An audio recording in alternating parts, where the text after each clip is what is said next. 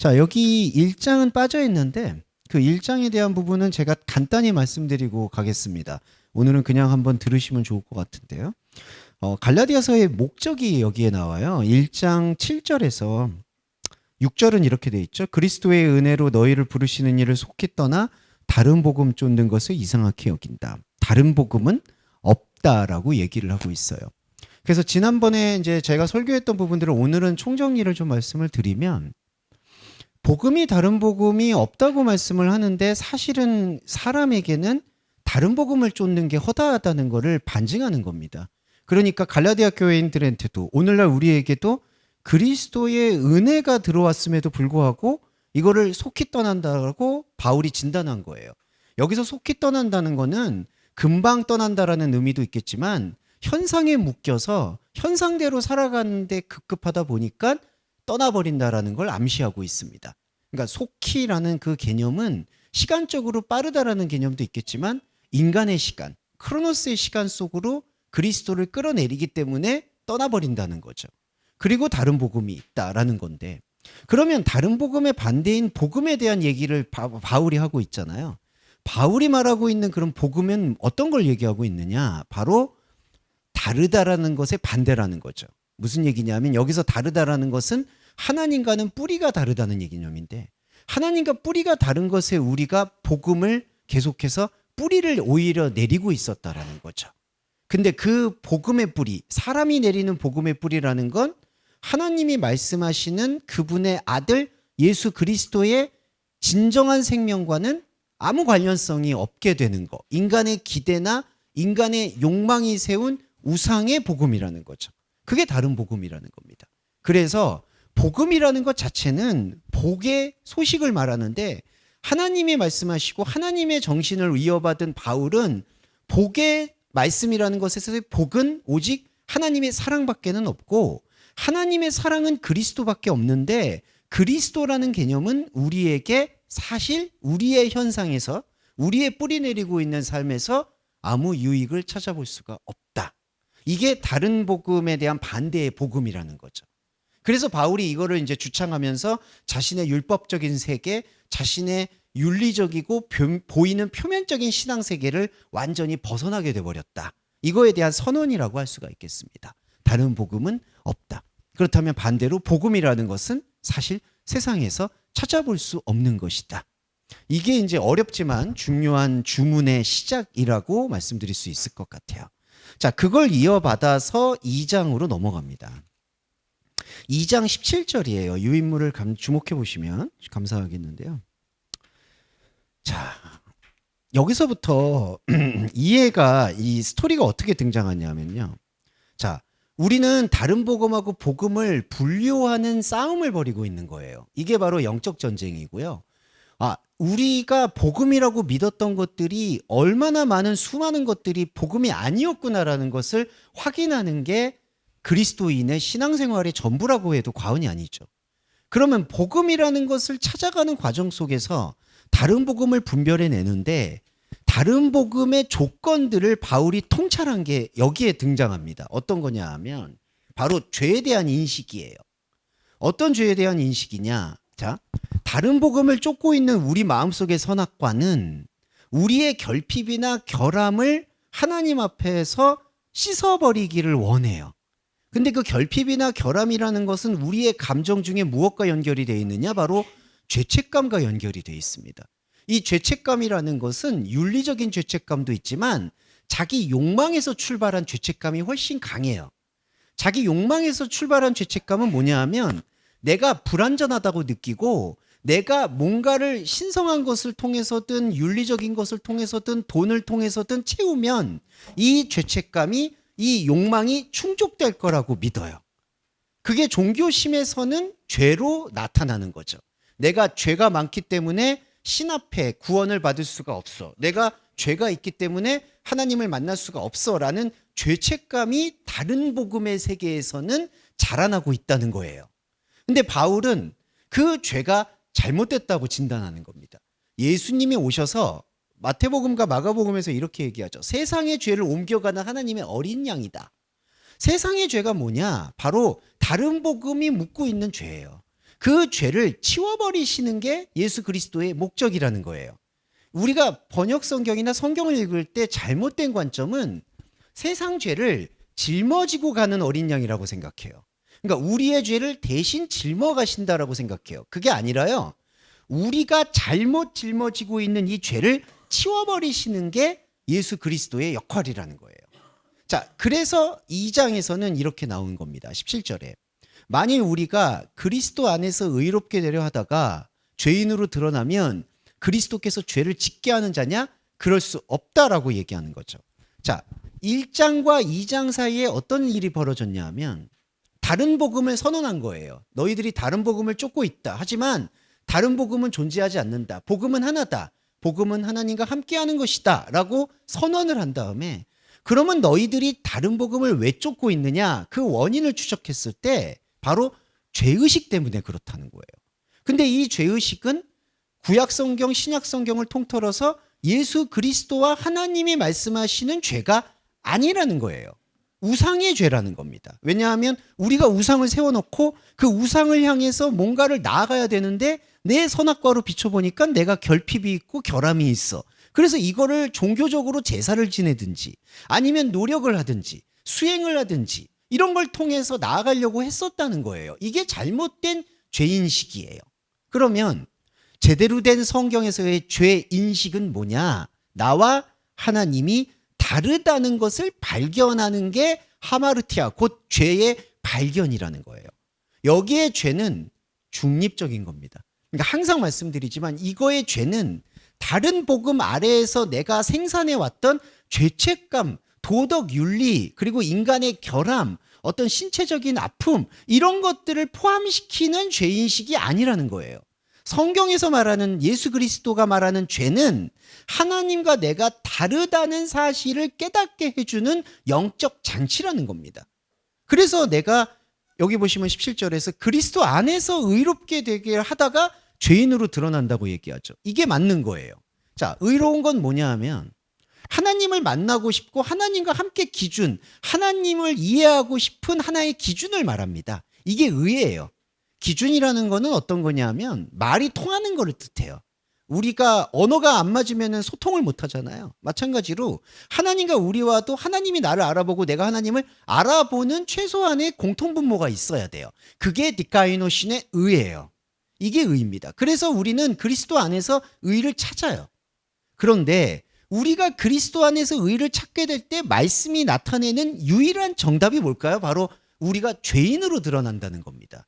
이때 죄인으로 드러난다는 게 다른 복음에서 말하는 윤리도덕적 죄를 얘기하는 게 아니라 하나님 안에서 내가 그리스도를 만나고 싶어서 그리스도의 말씀과 그리스도의 생각을 들으려고 했더니 내가 나의 혼적인 자아로는 그리스도의 말씀을 들을 수가 없는 체계구나라는 걸 깨닫게 되는 거죠. 이게 바로 죄의 깨달음이에요. 그래서 바울이 이 죄는 반드시 우리가 알아야 하는 죄라는 거예요. 내가 하나님과 다른 거구나. 그리고 더 깊이 들어가면 이게 우리의 삶의 목적이에요. 우리가 이렇게 유한한 삶을 하나님한테 선택받아서 살게 되는 유일한 목적은 우리의 유한함이라는 조건을 통해서 무한함이라는 하나님을 이해하기 위한 하나의 도구가 되었다는 거예요. 이게 사도 바울이 로마서에서 말한 질그릇이라는 겁니다. 그래서 우리가 이러한 어떤 유한한 시간을 살아가면서 관계의 아픔이나 어떤 인간의 희노애락이나 이런 것들을 사실은 이루는 모든 이유 중에 결론점은 그런 어떤 희노애락이나 삶의 조건이나 목표와 가치를 충족시키고 그거를 하나님께 헌납하는 게 아니라 이 모든 조건은 딱 하나, 나와 하나님이 다르다라는 사실을 깨닫는 그 이상도 이하도 없다는 거예요. 그러니까 우리의 인생은 송두리째 그 인생 안에 세세한 내용들이 하나님한테 연락되는 게 아니라요. 그 인생이라는 시간 동안에 신앙 고백되는 거, 나와 하나님이 다르다라는 죄인됨을 깨닫는 게 유일한 우리의 존재의 목적이라는 거예요. 그리고 그 죄가 깨닫게 되면 은혜가 넘치게 되는 겁니다. 그 로마서에서 죄가 더한 곳에 은혜가 넘친다라고 표현해요. 은혜는 뭐냐? 은혜의 궁극은 하나님을 만난다는 뜻입니다. 은혜의 이야기의 단어는 세 가지가 연원이 있어요. 카리스마, 카리스, 카라. 이게 모두 만남이라는 뜻입니다. 만남. 그래서 우리가 그리스도의 은혜를 힘입는다는 얘기는 그리스도를 만난다는 얘기예요. 그리스도를 만난다는 거는 결국 하나님을 본다는 거고 하나님과 같은 체계, 성질, 생명체가 된다는 겁니다. 이게 말씀 본체예요, 여러분. 그래서 저와 여러분은 여기서 그리스도 안에서 의롭게 되려고 말씀을 들으셨고 예배에 참여하셨어요. 그래서 죄됨을 본 거예요. 여기에 죄는 다른 복음이 쌓아 올리는 죄의식과 죄책감의 죄가 사라지는 겁니다. 항상 반복해서 말씀드리지만 그게 사라진다고 해서 우리 혼의 삶에서의 윤리와 상식이 없어지는 게 아니죠. 오히려 더 선명해지죠, 여러분. 왜냐하면 영적으로 거룩해지면요, 내가 내 삶에 책임을 져야 돼요. 그냥 내가 살고 있는 윤리 도덕적인 어떤 삶이나 현상계는 내가 선택한 것에 대해서 책임을 지면 돼요. 이거를 하나님을 원망할 필요도 없고 이 삶을 마귀 사탄이 괴롭힌다라고 말할 이유도 없어요. 온전한 분리가 이루어지면 온전하게 하나님한테 집중할 수 있습니다. 그게 바로 그리스도 안에서 의롭게 되려 하다가 죄인으로 드러나는 영적 세계를 말한다. 이게 바로 1장에서 다른 복음이 없다는 것과 시작해서 다른 복음이 딱 꽉 쥐고 있는 이 요소가 죄예요. 인간의 죄, 죄책감의 죄. 그 죄와 그리스도가 말씀하시는 죄가 다르다는 것을 명백하게 구분하는 게 바로 갈라디아서 2장의 가르침이다라고 보시면 되겠습니다. 그리고 19절 20절을 해설 드릴게요. 내가 율법으로 말미암아 율법에 대하여 죽었나니 이는 하나님을 대하여 살려 함이다라는 거죠. 히나데우제소. 자, 죽었다는 개념을 말씀을 드리고 싶어요. 우리가 성경에서 이해할 때 죽었다는 거는 하나님 앞에서, 그냥 쉽게 말씀드릴게요, 하나님 앞에서 쓸모가 없어졌다는 얘기를 말하는 겁니다. 그러니까 이게 이제 다음에 말씀드리겠는데 네. 네. 제가 쓸모가 없어요. 아니면 농담입니다. 네, 잘 말씀해 주셨어요. 쓸모가 없어졌다는 개념은 뭐냐면 죽음이라는 가치가 하나님한테 흡수되지 않는다는 뜻이에요. 그러니까 하나님과 우리와의 관계에서 제일 중요한 부분은 문자를 써서 송구합니다. 상호 흡수예요. 상호 침투. 하나님이 내 안에 흡수돼서 들어오고 내가 하나님 안에 마치 스펀지처럼 흡수해서 들어가는 거예요. 그래서 서로가 어떤 가시적이고 물리적인 말을 나누지 않아도 내가 하나님을 이해하고 하나님이 나를 이해하는 완벽한 한 몸이 되어지는 상태가 상호 흡수되는 상태예요. 이거를 이제 다른 종교에서는 그걸 몰아라라고 얘기해요. 모라의 경지라고도 표현을 하죠. 근데 그거는 이제 사람들이 파편적으로, 종교적인 파편적으로 고백하는 거고요. 우리는 완벽한 그리스도와 한 몸이 되는 걸 경험하게 되는 걸 바로 상호 흡수라고 생각하시면 될 것 같아요. 그런데 하나님의 죽음이라는 건 뭐냐면 이 상호 흡수가 되어지지 않고 있는 상태. 예. 그러니까 하나님에 대해서 죽었다는 사실은 우리의 혼적인 삶이 하나님한테 어떠한 영향력이나 어떤 쓸모나 어떠한 흡수되는 것이 없는 상태가 바로 죽음의 상태입니다. 그러면 여러분 말씀드리고 싶은 게, 자, 그리스도인은 완벽하게 혼에 대해서 죽고 영에 대해서 살아있느냐? 이렇게 얘기하는 경향이 있어요. 근데 이게 완벽히 잘못된 영지주의예요. 그리고 영지주의는 복음이 아니에요. 영지주의는 영도 아닌 것을 가지고 내가 영적이다라고 주장하는 것을 영지주의라고 얘기하고, 이 성경 안에서 마치 내가 복음을 이해하고 있다라고 얘기하는 수많은 얘기들이 안타깝지만 영지주의에 다 함몰되어 있는 거예요. 깨끗한 삶을 원한다. 이제 율법에 대해서 죽었기 때문에 나는 영적으로 성화된 삶을 산다. 이런 모든 것들은 자기 기만이 됩니다. 왜냐하면 복음에 대한 이해가 없기 때문이에요. 죽었다는 건요, 지속된다는 겁니다. 이게 왜 그러냐면요, 자, 죽었어요. 우리는 하나님에 대하여, 율법이라는 세상의 삶이. 근데 죽었다는 것에 대해서 성경은 끝났다는 얘기를 안 해요. 우리는 죽었다 그러면은 존재가 끝나는 걸로 생각하죠. 모든 기능이 없는 걸로 생각해요. 그게 선악과 생각이에요. 사람의 선악과 생각은 죽었다는 걸 이게 더 이상 아무런 의미가 없다라고 딱 규정짓는 의미예요. 그래서 죽은 사람은 뭐 옛날에는 부관참시도 있었지만 죽은 사람한테 검사들이 이제 형사 종료를 시킨다든지, 그러니까 이 사람은 더 이상 죄를 물을 수 없다, 이런 식으로 사람의 선악과에서의 죽음은 이 사람이 끝났다, 단절됐다는 걸 생각해요. 근데 성경에서 말하는 죽음은 오히려 지속되는 걸 말합니다. 무엇이 지속되느냐? 하나님 앞에서 아무런 흡수될 수 없는 삶이 지속된다는 걸 얘기하는 거예요. 자, 이해되시죠? 그 지속된다는 게 20절이에요. 여기 보시면 오직 내 안에 그리스도가 사는 것이다.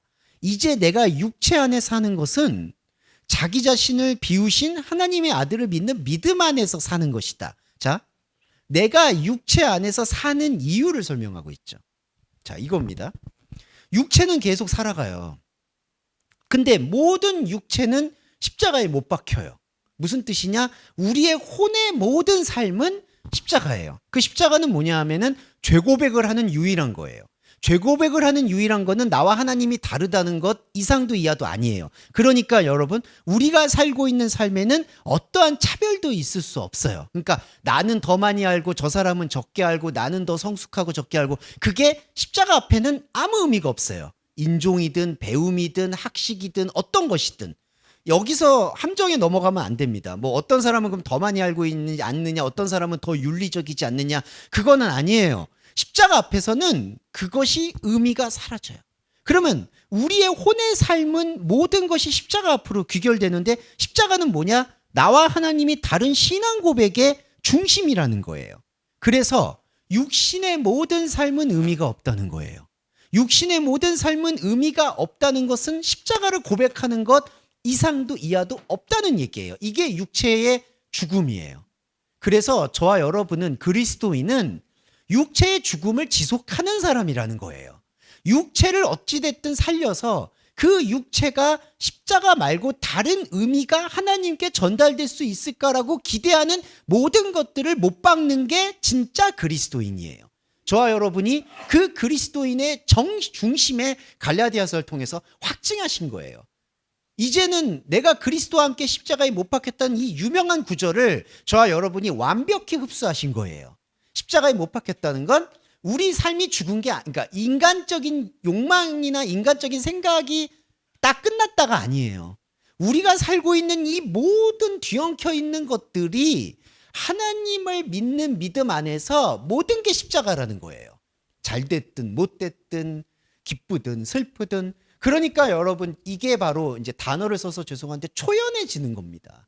우리가 삶을 살고 있는 희노애락이나 우리가 살고 있는 모든 가치나 우리가 살고 있는 기쁨과 슬픔의 모든 가치가 허무하려고 말씀드리는 게 아니라 이 모든 것들이 십자가로 들어가 버려요. 그러니까 내가 오늘 기뻤던 것, 죄송하지만 내가 오늘 슬펐던 것, 내가 오늘 보람을 느꼈던 것, 내가 오늘 각성했던 것, 이거는 인간의 삶에서 채찍질하고 당근을 주면서 해야 되겠죠. 기뻐해야 되겠죠. 그리고 공동체가 기쁨을 나눌 수도 있겠죠. 하지만 그리스도인이 잃어버리지 말아야 되는 건, 이 모든 건 그리스도와 함께 십자가에 못 박힌 우리의 혼의 죽음이라는 거예요. 그러면 자, 그리스도인에게 집중해야 될 영적 가치는 단 하나입니다. 우리가 이제 육체 가운데 사는 건 뭘까요? 바로 하나님의 아들을 믿는 믿음 아니라는 거예요. 이 믿음은 뭘까요? 신앙 고백과 같이 갑니다.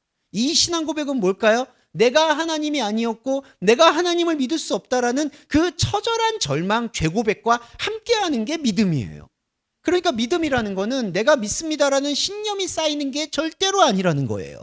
우리가 그리스도를 만났을 때 우리의 혼의 삶에 여전히 따리를 틀고 있고 여전히 뿌리를 내리고 있는 이 다른 복음들의 숙주가 뽑혀 나가는 것을 내가 감당하고 경험하는 게 하나님의 아들을 믿는 믿음 안에서 산다는 거죠. 이 믿음은 성장이 아닙니다. 사실은 성장이 아니라요, 계속 그냥 케노시스, 비우는 거예요. 분류하는 겁니다. 내가 지금까지 쌓아왔던 것. 그리고 진정한 전도는요, 나하고 관계 맺고 있는 다른 사람에게도 이 비움의 가치에 대해서 직접적이든 간접적이든 말할 수밖에 없는 거예요. 나하고 맺고 있는 친구, 나하고 맺고 있는 가족, 나하고 맺고 있는 조직, 내가 하고 있는 예술활동, 어떤 활동들 모두가 비워내는 거예요. 이게 모두 십자가 안으로 수렴이 되는 겁니다. 여기에는 어떠한 타협적 지점이 없다. 저는 그 바울에 대해서 인간적인 게 아니라 바울이 말하고 있는 말에 대해서 감격하는 부분은 바로 여기에요. 사실 구약 성경 모두가 이 십자가를 말하고 있어요.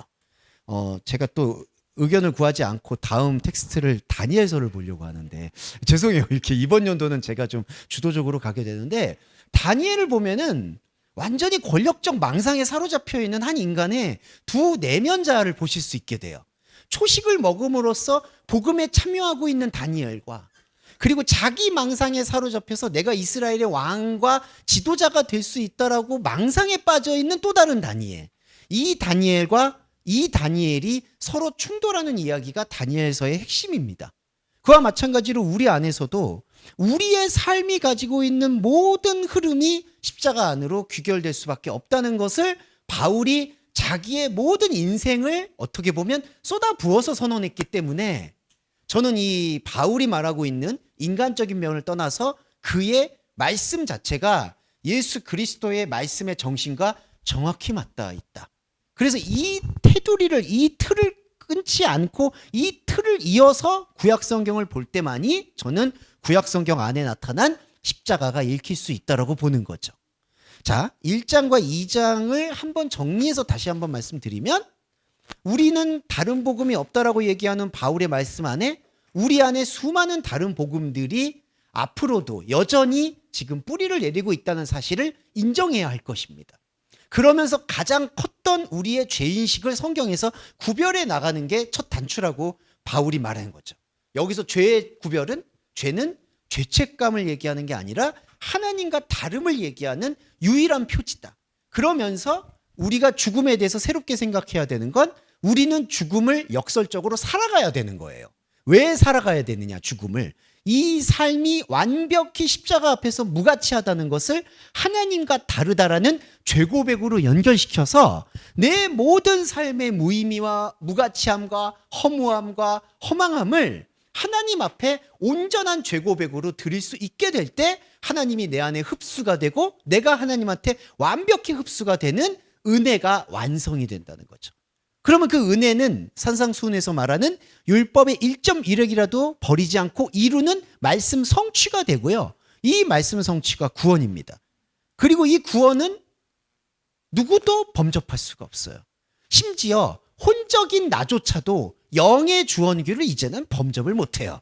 그게 제가 지난번에 6장 누구든지 나를 괴롭게 말하라 내가 내 몸에 예수의 흔적을 지녔다라고 말하는 게 바울이 다른 사람한테 얘기하는 게 아니라 앞으로도 마주하게 될 수많은 혼적인 나에게 선포한 거예요.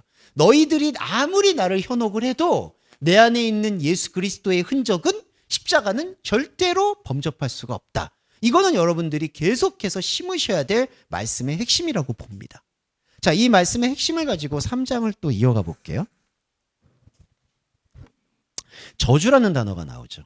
그리스도께서 우리를 위하여 저주를 받은 바 되사 율법의 저주에서 우리를 속량하셨다. 자, 저주라는 것은 하나님이 주신다라고 생각을 하는 경향이 있어요. 구약에서 그런 것들이 뉘앙스가 많죠. 잘하면 복을 받고 못하면 저주를 받는다. 근데 이거는 좀 해석을 잠깐만 드리고 또 갈게요. 구약 성경에서는 신존법이라고 해서 히브리 문법 중에 하나인데 신을 높여드리는 문법이에요. 그러니까 우리는 이제 문장 체계에서 주어, 목적어, 서술어가 있죠. 그 주어를 내세우는 방식이 신정사회 언어에서는 신이라는 이름이 등장하면 무조건 주어를 부여하는 거예요. 주어, 주격. 그러니까 주체는 하나님이시다라는 것을 부여하기 위해서 구약 성경의 많은 말들과 많은 문장에는 엘로힘과 여호와가 나오면 모두 주어를 사용해요. 여호와가 하신다, 여호와가 하셨다. 근데 여러분 여기서 잘 이해를 해야 되는 게 바울이 지금 1장에서 다른 복음을 얘기하잖아요. 다른 복음이 무엇이냐? 바로 우상숭배예요. 그러면 우상숭배에 대해서 구약 성경은 얘기를 안 할까? 허다하게 많이 한다는 거예요.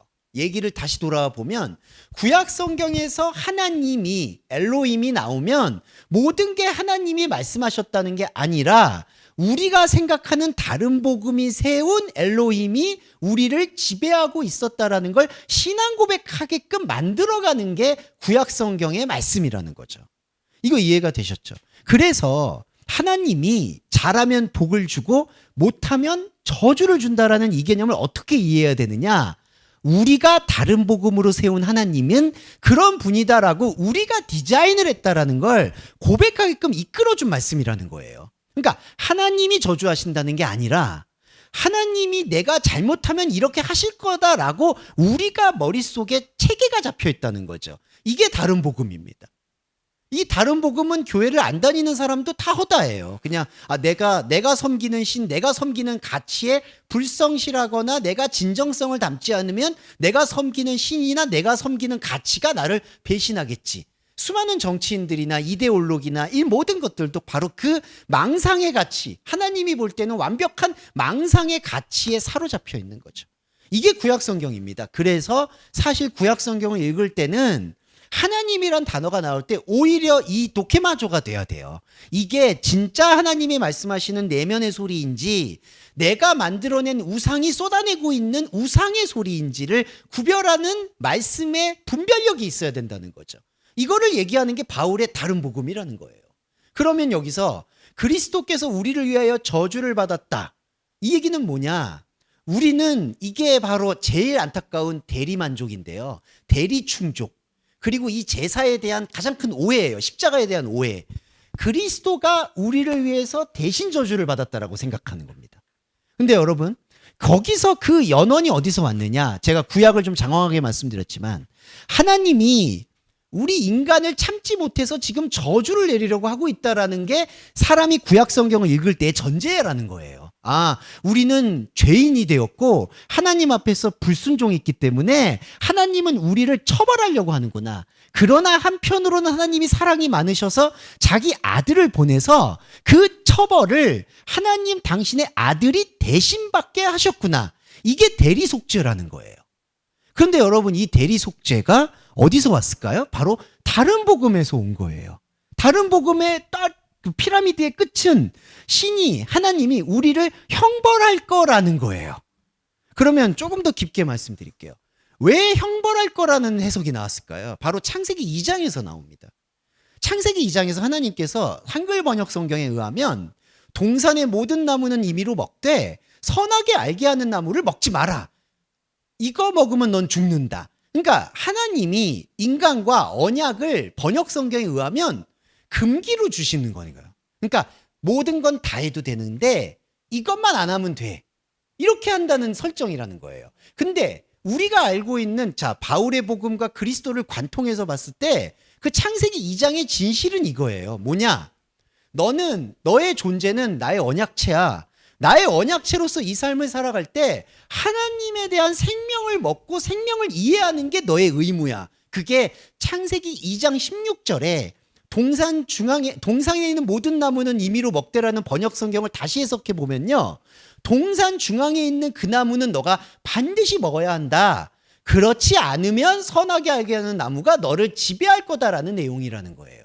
그러면 이거는 뭐가 바뀌는 거냐 하면 너는 이거는 다 해도 되는데 이거는 어기면 안 돼. 금기를 주시는 게 아니라 우리에게 생명 의무를 주셨다는 거예요. 뭘 하라고 주신 거지 하지 말라를 먼저 주신 게 아니라는 거예요. 그런데 하지 말라는 거를 어겼기 때문에 곧 그 불순종 때문에 하나님은 자기의 언약 체계 안에서 불순종한 우리를 심판할 수밖에 없다라고 설계를 우리가 해놓고 그 심판을 면피할 수 있게 하나님 아들이 오셨다라고 받아들였다는 거죠. 그러니까 이게 바로 선악과에 대한 오해에서부터 시작한 거예요. 하나님은 하지 말라는 걸 어겼던 불순종을 강조하시는 게 아니라 해야 하는 그 상태를 계속해서 우리한테 말씀하시는 거예요. 생명나무를 먹는 거. 생명나무를 먹는 게 뭘까요? 바로 다른 복음을 먹지 않는 것과 연관이 된 거예요. 영적 금식이 이루어지는 게 생명나무를 흡수하는 거예요. 이게 상호 흡수가 일어나는 거예요. 하나님은 금기를 마련하는 게 아니라 행함을 마련하시는 겁니다. 그래서 여러분, 원죄라는 거는 원행함이에요. 프로토포이에마. 이게 무슨 뜻이냐? 우리는 사람으로서 무엇을 행해야 되느냐? 내 죄의식을 씻기 위한 제사나 기도를 해야 되는 게 아니라 내 안에 계신 하나님의 언약의 말씀이 무엇인가를 발견하는 것. 그게 생명나무를 먹는 거예요.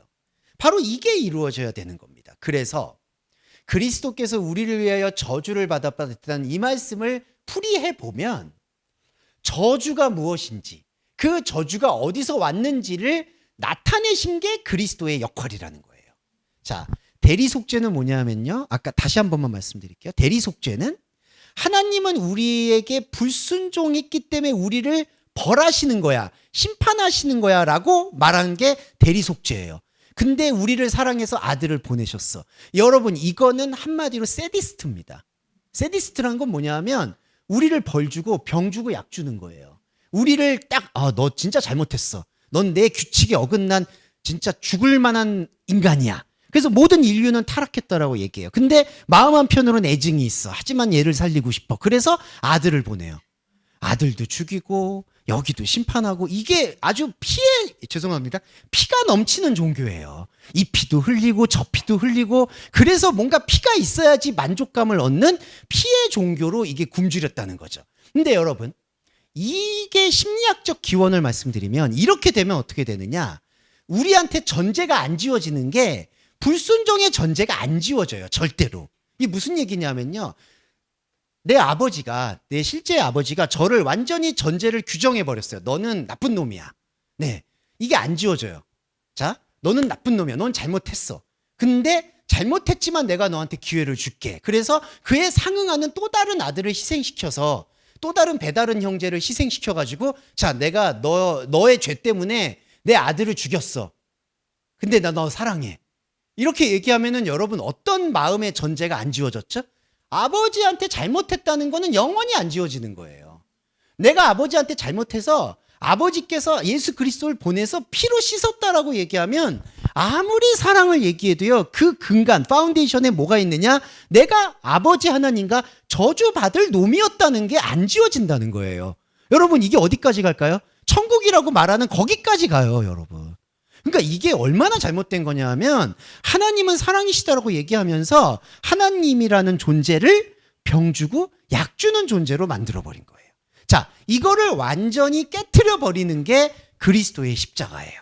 그리스도의 십자가는 너는 나쁜 놈이야, 하지만 내가 너를 사랑해서 내 아들을 보낼게 라는 맥락이 아니라, 너는 나쁜 놈이든 아니든 상관이 없어. 그리고 너가 나쁜 놈이든 아니든 생각하는 그 생각의 뿌리는 바벨탑, 다른 복음에 있었어 라는 것을 명백하게 선포하는 게 그리스도의 십자가라는 거예요. 그러니까 우리를 위하여 저주를 받은 게 아니라요, 우리의 잘못된 생각을 대신해서 저주의 의미를 밝혀주셨다는 게 바로 예수 그리스도의 십자가 복음입니다. 그러니까 여러분, 이게 제가 왜 자꾸 강조를 하는지 이해하실 거라고 생각을 해요. 전제가 안 지워집니다. 만약에 여러분 천국 가서도 그 전제가 안 지워진다고 생각해 보세요. 하나님이 다 잊어버리신다? 근데 여러분, 구약 성경을 보시면 그렇지가 않습니다. 예. 왜냐하면은 우리의 모든 걸 관통한다고 하세요. 저는 예전에 그게 제일 무서웠었어요. 하나님이 내가 지옥 끝까지 있어도 나를 보시고 하늘 위에 있어도 나를 보시고, 그러면 나를 계속 본다는 얘기잖아요. 믿음이 충실하신 분들은 그걸 기쁨과 안식으로 느끼세요. 근데 저는 오히려 그게 지금 와서는 감사하게 생각해요. 저한테는 그게 무섭게 느껴져요. 저의 속속들이까지 본다는 게 사랑의 관심이 아니라, 너는 예수의 피로 죄를 씻었지만 너는 여전히 잘못한 놈이야 라는, 그게 이제 어렸을 때 제 트라우마이기도 하고요. 여러분 안에도 이 기독교가 잘못된 죄의식을 심을 수 있게 아주 안성맞춤인 게 바로 그거예요. 당신은 불순종했어. 당신의 조상이 불순종했어. 그러니까 조상의 대물림 되기 때문에 당신도 불순종이야. 근데 내가 아들 보내서 죄 씻었어. 그리고 마지막으로 하나 말씀드릴게요. 제일 폭력적인 건 뭐냐 하면, 내가 아들 보내서 너 씻었어. 이제 더 이상 제사 안 드려도 돼. 이렇게 얘기했는데 주일마다 제사를 드리게 하잖아요. 그렇죠. 왜 그럴까요? 그리고 알게 모르게 하는 죄를 계속해서 참회 기도를 시키죠. 이게 바로 부관참시 같은 거예요. 하나님이 다 잊었다고 얘기를 해요. 너의 죄를 씻었다고 얘기해요. 하지만 그렇지가 않아요. 계속해서 끄집어 올려요. 근데 너는 왜 아들답게 살지 않아? 너는 왜 성령의 열매를 안 맺어? 너는 왜 근데 여전히 변화받지 않았어? 이런 것으로 계속해서 우리를 못 박는다는 겁니다. 그게 바로 율법이고요. 그 율법에 대해서 바울이 얘기한 것처럼 우리는 십자가 앞에서 고백을 해서 분리를 시켜야 돼요. 그게 우리의 어떤 신호애락이나 우리의 영적 감정을 범접하거나 훼손해서는 안 된다는 겁니다. 자, 요거는 이제 제가 1장하고 3장에 말씀드렸던 개념에 대한 부연 설명이자 정리라고 보시면 되겠습니다. 성경은 모든 걸 죄 아래 가두었다. 여기서 명백하죠, 여러분. 자, 기록은 모든 걸 휘포 하마르티안, 죄 아래 가두었다라고 표현해요. 그러니까 이거를 부정적으로 보실 게 아니라요. 성경이 말하고 있는 모든 기록이 하나님과의 다름을 고백하는 기록이다라고 바울이 명백하게 말하고 있는 거죠. 성경은 모든 걸 죄 아래 가두었다. 예수 그리스도를 말미암은 약속을 믿는 자들에게 주게 하기 위해서.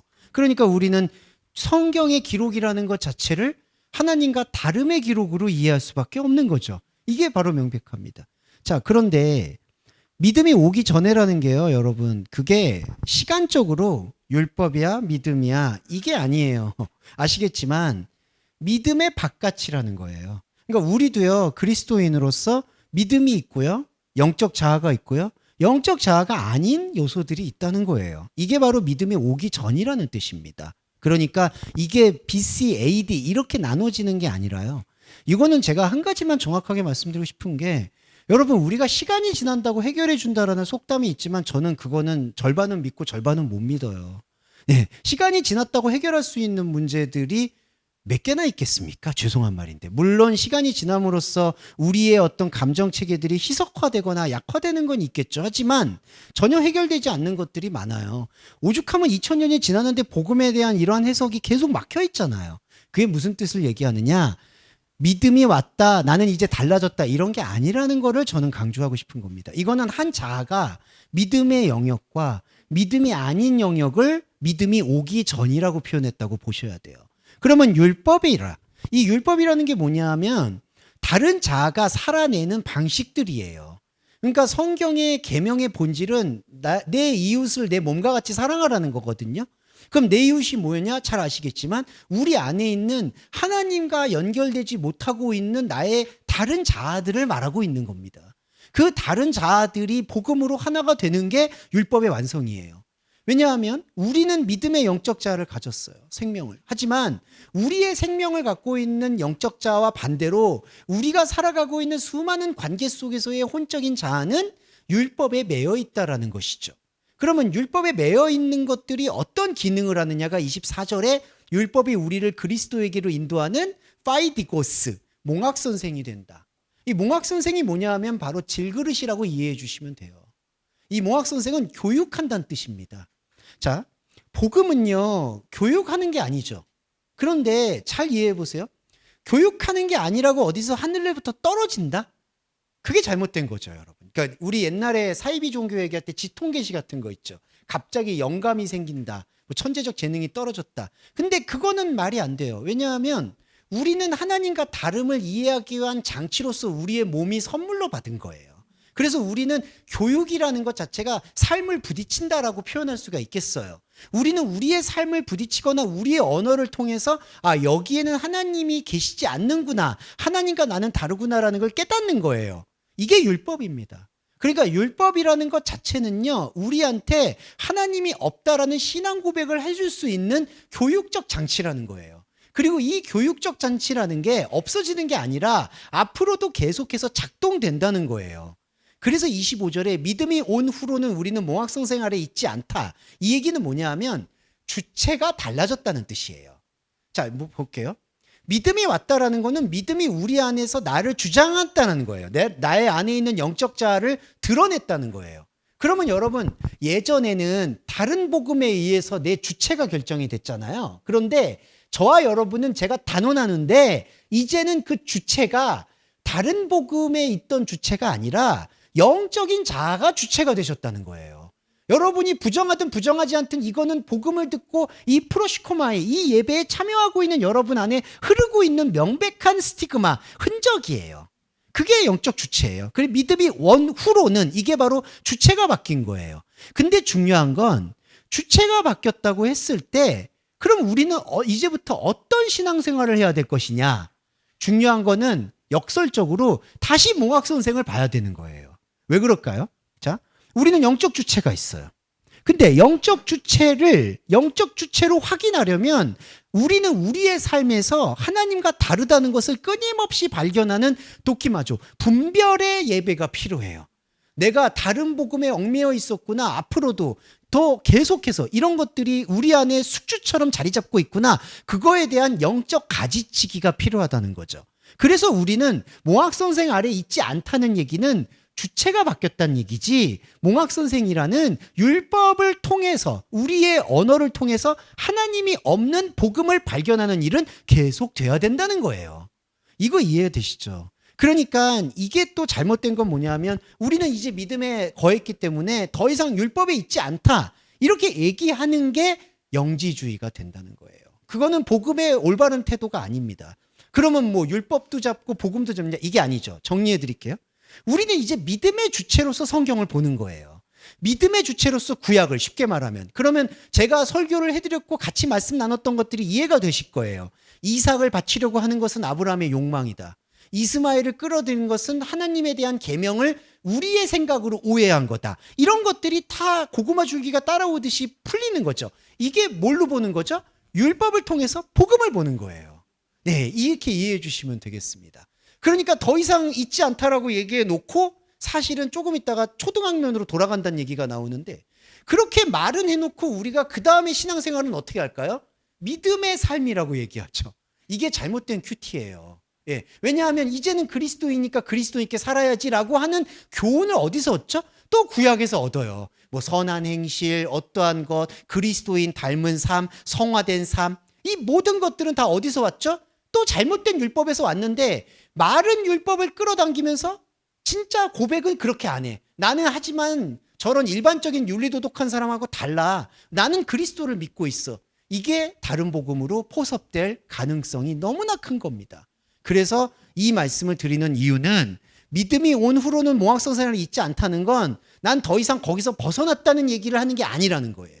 우리는 여전히 파이디고스, 몽학선생을 통해서, 질그릇을 통해서 하나님이 없는 예배를 발견해야 되는 거고요. 하나님이 없다라는 신앙 고백은 동시에 우리의 영적 주체, 믿음이신 그리스도가 점점 더 우리를 압도하게 되는 3층천이 점점 완성되고 있다는 거죠. 이게 바로 믿음과 율법의 관계로 읽으셔야지, 이거는 믿음이야, 이거는 율법이야, 이렇게 얘기하는 이분법은 선악과입니다. 자, 그리고 4장 볼게요. 이거 지난번에 한번 말씀드렸는데 한 번 더 설명드릴게요. 아들의 영을 마음 가운데 보내서 아바 아버지라 부르게 했다. 이거는 무슨 뜻이냐? 제가 지난번에도 말씀드렸지만, 인간의 입술로는 아버지를 부를 수가 없다라는 이중 충돌의 메시지예요. 그러니까 구약의, 신약의 이 말씀들, 아바 아버지라는 이 말씀들은 아버지를 강조하는 게 아니라요, 세상에서 내가 디자인했던 아버지는 진짜 하나님 아버지가 아니었구나라는 신앙 고백의 절정과도 같은 겁니다. 그러니까 어디에서도 우리가 이 땅에서는 아버지를 부를 수가 없는 거예요. 진짜 참 아버지를. 그래서 이거는 사이비 이단을 막론하고 우리 교회 안에서도요, 솔직히 파테르, 하나님 아버지라고 부르는 것을 우리의 기대와 우리의 생각으로 부르는 걸 내려놔야 되는 거예요. 그래야지 진짜 아버지가 오는 거예요. 그래서 진짜 아버지에게 이어받은 생명의 족보는 7절 유업을 잇는다라고 합니다. 근데 이 유업이 뭘까? 지난번에 말씀드렸지만 이 유업은 상속을 받는다는 거거든요. 근데 상속은 어떻게 될까요? 죽어야 돼요. 그래서 우리는 하나님의 언약을 어떻게 이해하느냐? 그리스도의 십자가를 통해서 죽은 거예요. 죽음으로 받아들인 거예요. 자, 그 다음이 중요한 건, 사람의 잘못된 보상 심리는 아버지가 죽었으니까 유업을 물려받겠지, 그 내용에 집중하죠. 하지만 죽은 그 자체가 유업이라는 걸 복음은 명백하게 말하는 거예요. 왜냐하면 십자가 외에는 자랑할 게 없잖아요. 십자가는 죽음이잖아요. 죽어서 받는다라는 게 없어요. 사람은 상속자라고 그러면 항상 죽어서 아버지의 재산을 탐하죠. 재산이 있어야지 상속이라고 생각하죠. 근데 이게 아니에요. 그리스도의 유업은 그리스도의 십자가를 이해하는 것으로 끝이에요. 그럼 죽음이에요. 우리 삶은 다 죽음이에요. 아까 제가 말씀드렸듯이 우리의 삶은 죽음이에요. 그러면 뭐가 남을까요? 이 상속자에게 뭐가 있을까요? 세상의 삶은 모두 죽음이죠. 하나님과 다른 거죠. 그러면 우리의 주체 뭐였죠? 그리스도의 믿음은 살아있는 거예요. 이게 하나님의 아들을 믿는 믿음 안에서 사는 유업을 잇는 자, 상속자의 본질이라는 거예요. 그러니까 상속자가, 우리가 진짜 그리스도의 상속자라면 그리스도의 상속자가 가져야 될 태도가 뭘까요? 우리의 모든 삶을 십자가로 규정할 줄 알아야 된다는 거예요. 그게 뭐냐? 안타깝고 죄송하지만 우리의 삶은 하나님 앞에서 상달되거나 헌납되거나 바쳐질 수 있거나 영광 돌릴 수 있는 아무것도 없다는 것에 대해서 담대하게 고백해야 돼요. 하나님 내 앞에서 나는 하나님께 드릴 게 없습니다. 예. 그러니까 헌금이 뭐가 필요하고? 그러니까 필요의 여부가 아니라요. 그런 종교 의식이 우리의 생명을 집중시키는데 어떠한 유익이 있겠냐는 것을 바울이 선포한 거죠. 그래서 여기서 바울이 한탄하는 게 이거예요. 보시면 아시겠지만 29절이죠. 4장 9절. 4장 9절에 이제는 너희가 하나님을 알 뿐더러 하나님의 아신 바 되었거늘 다시 약하고 천한 초동문으로 돌아가서 종노릇하려 하느냐. 이건 냉정히 말씀드려서 하나님의 아신 바라기보다는 우리가 겉보금으로 하나님의 이해를 가졌다는 거예요. 그때 당시에 베드로를 위시한 교회라든지 베드로만이 아니겠죠. 초대 유대인 기독교들이 예수님을 구세주로 모셨지만 예수님을 유대교인들이 말하는 그 카빌라즘에 의한 메시아 중에 한 사람으로 생각하고 있는 거죠. 냉정히 말씀드리면 그거는 사실은 지금 모슬렘의 알라하고 같은 역할인 거예요. 알라도 깨우쳤으니까 메시아고요. 석가모니도 깨우쳤으니까 메시아가 되는 거예요. 그런 걸로 예수님을 생각하고 예수님을 섬기려고 하고 있는 게 하나님을 알 뿐더러 하나님의 아신 바 된 상태인 거예요. 그러니까 바울이 진단하는 거죠. 왜 초등학문으로 돌아가려 하느냐. 그런데 첨언드리면 제가 지난번에 말씀드린 정리해보면 이 초등학문이 유혹이 큽니다. 왜냐하면 이 초등학문이라는 게 초등학문이라는 저급한 학문을 얘기하는 게 아니라 스토이케이아, 원소예요. 우리의 삶의 근간을 이루는 요소예요. 그러니까 바울의 이 주문은 사실은 상당히 어려운 좁은 문과 같아요. 왜냐하면 이제 하나님의 복음의 본질로 들어가면은 너의 삶에 하나님의 말씀을 비출 기대를 하지 말아야 된다는 얘기예요. 우리 삶의 근간이 초등학문이에요.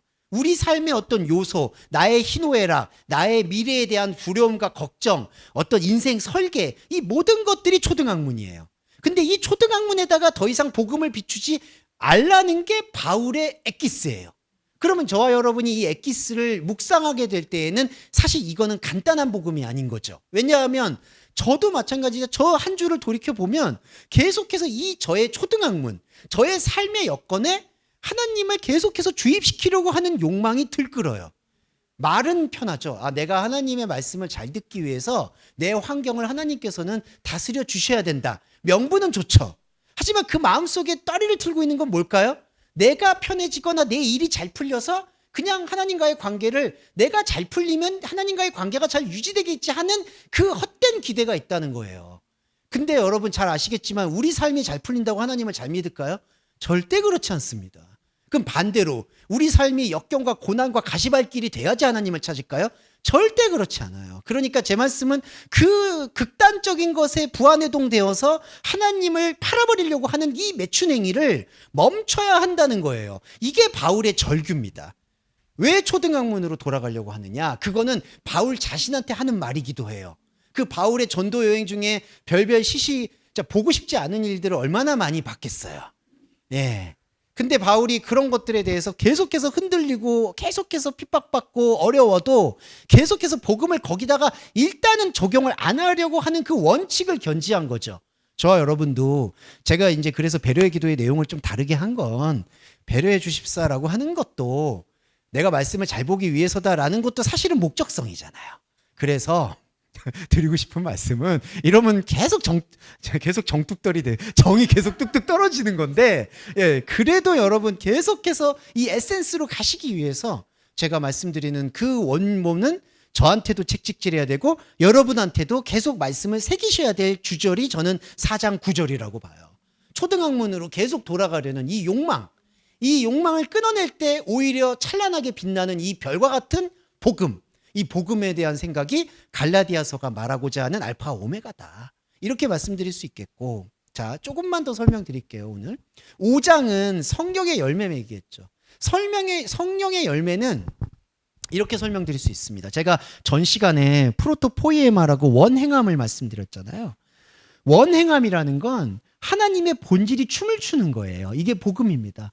근데 복음은 본질과 내용, 원인과 결과가 하나로 붙어 있다고 이해해 주시면 좋아요. 영의 몸이라는 건 말씀이 몸이에요. 우리는 말씀을 들어서 몸이 된다고 생각해요. 그러니까 천국에 간다는 생각도 그런 생각이잖아요. 이렇게 말씀을 들어서 천국에 간다. 그러니까 내용과 원인과 결과를 따로 놔요. 근데 복음이라는 건 원인과 결과가 하나예요. 이 말씀은 뭐냐면 내가 성령을 받으니까 이런 열매가 나왔다는 얘기가 아니라요. 성령과 열매는 하나예요. 성령은 말씀이에요. 그 말씀이 사랑이에요. 그러니까 자, 악의에 빠져 있다라는 거는 선악과로서 원인과 결과를 지금 발버둥 치는 태도를 말하는 거고요. 여기 5장에서 성령의 열매라고 말한 건 내가 성령을 받았으니까 사랑이 나왔다가 아니라 성령인 말씀이 곧 사랑이라는 거예요. 그럼 여기서 말하는 사랑은 무엇일까요? 바로 말씀의 몸이에요. 우리가 기대하는 사랑이 아니에요. 이거는 조금 잘라내야 돼. 이게 할례가 필요해요. 왜 그러냐 하면 우리의 사랑은 욕망과 결탁돼 있어요. 예. 아무리 순수하게 얘기를 해도 우리가 아무리 많은 뭐 괴테라든지 여러 문학가들이 절대 순수와 절대 사랑과 순애보를 얘기한다 하더라도 우리의 사랑은 안타깝지만 대상이 있는 이상 오염이 됐어요. 오늘 이 전시도 남편에 대한 사랑을 나타냈다고 하는데 제가 아까 막 자꾸 딴지를 났잖아요. 어떻게 남편을 이렇게 사랑하냐. 이건 불가능이다. 죄송한데 불가능이에요. 그러니까 이 작가 죄송해요 저기 죄송한데 이게 불가능인데 이제 이게 희망을 나타내는 거겠죠. 자, 근데 제가 말씀드리고 싶은 건 제가 사랑을 막 이렇게 저기 비판하고 회피하고 회의적으로 보는 말씀이 아니라 말씀의 사랑이라는 건 죄송한 말인데 매우 낯설어야 된다는 거예요. 제가 의도적으로 그걸 말씀드리는 게 아니라 왜냐하면요. 자, 독생자 생명을 이해할 때 거기 뭐가 있어요? 하나님하고 나하고 하나님을 중보해주고 중재해주는 그리스도밖에 없어요. 거기 안에 무슨 재미가 있어요? 그러니까 거기 안에 어떤 사랑의 지렛대가 있어요? 하나님이 죄송한데 젠더가 있나요? 남자 여자가 아니에요. 그리고 하나님이 나한테 뭐 선물을 주나요? 없어요. 그냥 하나님이 자기가 선물이라고 얘기하는 거예요. 그런데 거기에 그러니까 무슨 흥미를 느낄 만한 유인책이 있냐고요. 내가 그냥 하나님의 본성체계인데. 그래서 말씀드리고 싶은 건 그 낯섦을 이해하기 시작할 때 우리는 그 낯선 사랑이 어느 순간 저와 여러분 안에는 낯선 게 아니라 그게 주체가 되고 이제는 희노의 애락으로 꾸려왔었던 이 무의미의 사랑이 백체가 되는 역전 현상이 일어나는 게 바로 24절에 그 정욕과 탐심과 함께 있는 육체를 십자가에 못 박는 그리스도인이 된다는 거죠. 네. 마지막으로 6장을 보겠습니다. 자, 5장 24절은 저번에도 한번 해석을 드렸지만 육체를 못 박는 게 아니라요. 정욕과 탐심과 함께하고 있는 육체라는 거예요. 그러니까 육체를 못 박는 이게 왜 제가 말씀드렸냐면 육체는 질그릇이라서요. 계속 우리가 써야 돼요. 저와 여러분이 이 육신을 갖고 있는 동안에는 바로 이 육체를 통해서 말씀을 봐야 돼요. 말씀을 영이 보는 게 아니에요. 이거 정확히 말씀해 싶은 게 아까 몽학 선생도 말씀드렸지만 우리는 말씀을 뭘로 듣느냐? 영으로 직통으로 듣는 게 아니에요. 영을 둘러쌌던 혼이 듣는 거예요. 혼이 들으면서 신앙 고백을 일으키는 거예요. 그게 죄예요. 그래서 신앙 고백을 일으키면 내 안에 창세전의 언약이신 영이 계속해서 눈을 뜨는 거예요. 이게 원리입니다, 여러분. 그래서 육체는 계속 가야 돼요. 육체를 못 박는 게 아니에요. 뭘 못 박느냐? 이 육체가 향하고 있었던 혼의 자각들.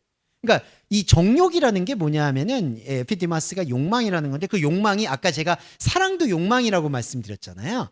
하나님은 이런 분이실 거야. 하나님은 이렇게 사랑하실 거야. 하나님은 이럴 거야 라고 생각하는 그 방향성들을 십자가에 못 박는다는 거죠.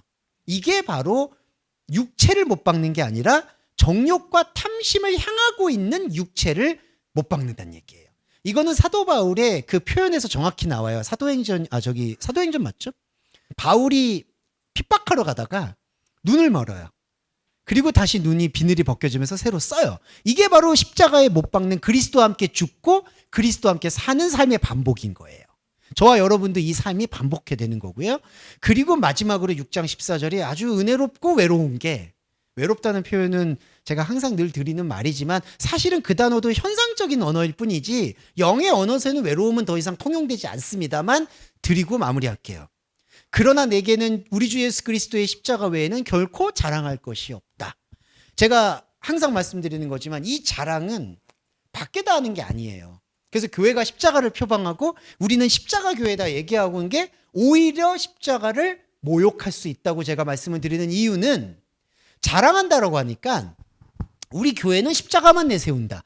근데 십자가만 내세운다라고 했을 때 그 대상을 설정한다는 거예요. 믿음 없는 사람들, 99마리 양. 근데 바울의 관통하는 지점은 이 자랑이라는 표현 주체가 자기의 다른 자아예요. 그러니까 바울의 전도의 원리는 자기 자신의 구원에 매달려 있는 거예요. 그리고 그게 맞아요. 자기 자신을 향한 끊임없는 설득이 결과론적으로는 오늘날 그럼에도 불구하고 수많은 교회나 이 성경이 보존될 수 있도록 만들었어요. 근데 바울이 만약에 그 밖의 시선을 돌려서 내가 소아시아 교회를 열심히 세우고 이들의 교회를 케어하고 컨트롤하는데 내 모든 역량과 일생을 쏟아붓겠다. 만약에 그랬으면 저는 단언하는데 복음이 살아나지 못했을 거예요. 네. 그래서 하나만 말씀드리면 사도행전을 보시면 거의 바울의 전도 여행이잖아요. 근데 그 전도 여행은 현상적으로 보면은 거의 다 실패작이에요. 바울의 교회를 세우는 태도가 이상해요. 고린도 교회, 갈라디아 교회, 에베소 교회 다 세웠는데 바울은 자기가 세우지 않았다고 얘기해요. 이거는 자생적이라고 얘기해요. 그러니까 이게 언밸런스한 게 뭐냐 하면 아니 바울 당신이 복음을 전해서 우리가 여기서 복음을 들으려고 에베소 교회, 골로새 교회 모인 거 아닙니까? 그러면 당신이 조직을 만들어주든 어떻게 하든 책임을 져야죠 라고 얘기하는 게 사도행전에 나오는 사람들의 모습이에요. 그중에 바나바도 있고 동료들도 있고. 근데 왜 자꾸 싸우고 계속 어긋날까요? 바울은 그게 아닌 걸 계속 설명하는 거예요. 이게 되게 무책임해 보이죠, 사실은. 아니, 당신이 복음 주고 갔는데 당신이 없는데 나보고 어떡하라는 거냐? 이게 갈라디아 교회의 얘기기도 하거든요. 근데 바울은 이게 내가 복음 전한 게 아니다. 그걸 그렇게 생각하면 안 된다. 이거는 나를 통해서 흘러갈 수는 있었어도 채널이 나였어도 저와 여러분도 마찬가지예요. 동서말씀교회에서 현재 채널이 저였어도 지금 저였기 때문에 이러는 거지 제가 지워줘도 복음은 흘러요. 그리고 흘러야 돼요. 이게 바울의 십자가에 대한 전도에 대한 생각이라는 거죠. 그리고 그거를 유지했기 때문에 저는 오히려 역설적으로 이 복음이 2000년이 지나서 저와 여러분의 심장을 두들길 수 있다고 생각해요. 그래서 그리스도의 십자가 외에 자랑할 게 없다는 거는 그 자랑을 다른 사람한테 가서 자랑하는 건 너무나 부끄러운 일이다. 예. 그리고 그 십자가에 대한 의미도 제가 첫 시간에 대리속죄로 십자가를 자랑한다? 사형리를 제가 죄송한데 비판하고 싶은 게 세상 모든 사람들은 죄를 지었습니다. 하지만 하나님의 아들이 오셔서 죄를 사해 주셨습니다. 이 논리 안에서 우리가 함정을 발견하지 않으면 그 사형리와 같은 어떤 불순종 때문에 죄 지었습니다. 예수님의 하나님의 아들이 죄사했습니다. 이게 우리를 계속해서 전제를 괴롭힐 수밖에 없습니다. 그래서 이제는 십자가 외에 자랑할 게 없다는 뜻은 첫 번째, 십자가에 대한 바른 의미를 알아야 된다. 십자가는 대리속죄가 아니라요. 우리가 행하지 않고 있었던 것들, 진짜 행해야 될 것들을 일깨워 주시는 하나님의 유일한 사랑의 표현이다. 그 사랑의 표현이 십자가로 나타났던 이유는 인간이 할 수 있는 모든 것들은 하나님과 다른 거, 하나님과 의미 없는 거, 하나님과 함께 흡수될 수 없는 걸 할 수밖에 없다라는 걸 고백시키는 것이 바로 십자가 자리라는 거예요. 네, 이게 바로 십자가. 그리고 자랑할 게 없다라는 이 얘기의 자랑의 유일한 대상은 나와 나들이에요. 내 안에 있는 다른 이웃들을 계속해서 복음을 증거함으로써 내 안에 그리스도가 풍성해지는 유일한 것. 이것이 바로 갈라디아서가 얘기하는 그리스도의 십자가다 라고 생각을 합니다. 오늘은 이 부분을 가지고 심층해서 잠깐 더 말씀 나누겠고요. 다음 주에는 사실 이걸 이어받아서 다니엘이 등장을 합니다. 다니엘에 대해서 나누도록 하겠습니다. 고생 많으셨고요. 정리기도와 주기도문으로 예배 마무리하겠습니다. 사랑하는 주님, 우리는 우리가 죄를 지었다는 생각으로 하나님 앞에 당당히 나아가지 못하는 것을 큰 미덕으로 여겼습니다. 그러나 주님, 그 미덕이 오히려 그리스도의 십자가의 방해물이 된다는 것을 이제 믿음으로 또한 고백하게 되었습니다. 피에 굶주린 종교가 아니라 생명의 굶주린 종교가 될 수 있도록 축복해 주심을 진심으로 감사드립니다. 이 말씀을 담고 동서말씀교회 여러분들이 또 한 주를 살아가고자 합니다. 이 삶은 오히려 죽음의 삶입니다.